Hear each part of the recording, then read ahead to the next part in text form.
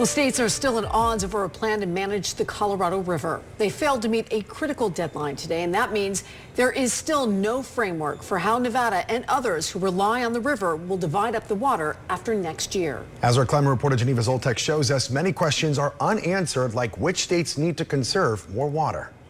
More work needs to be done. That's the word from Colorado River water negotiators for the resource that we get 90% of our water from here in southern Nevada. So what it all means for us? No deal for how the water will be shared among 7 basin states post-2026. The Department of Interior previously gave the 7 basin states, including Nevada, a November 11th deadline to reach agreement for a water sharing framework. It did not happen. They are absolutely still nailing down the framework. There is no question about that. There is still a long road ahead. There is still, a lot of issues that still need to be resolved among the states. While Bronson Mack, Southern Nevada Water Authority spokesperson, tells me progress has been made, questions still remain about which states may face water cuts and when those reductions might occur, while the longstanding drought continues to keep Lake Mead and the entire system in critical condition. If the states don't meet the deadline, the feds have been pretty clear. They're going to move forward. While talks will continue, a federal draft for a new set of guidelines is expected later this year, with or without state input. You have climate change. You have ongoing extended drought.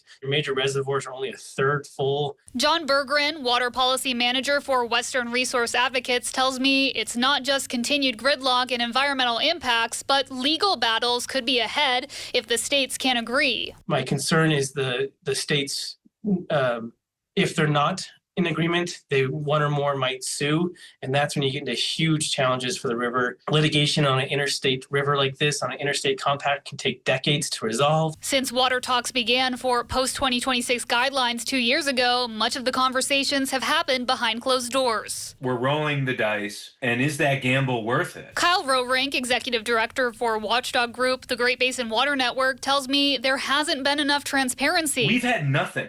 The public has had nothing. And that today's update from negotiators might indicate progress to some, we are still no closer to a concrete resolution. Until we have the documents that we can vet and scrutinize and analyze collectively, we're still being left in the dark. Stakeholders will meet here in Las Vegas in December for a Colorado River conference. Sources I've spoken with tell me they hope documents are ready for them to review by then.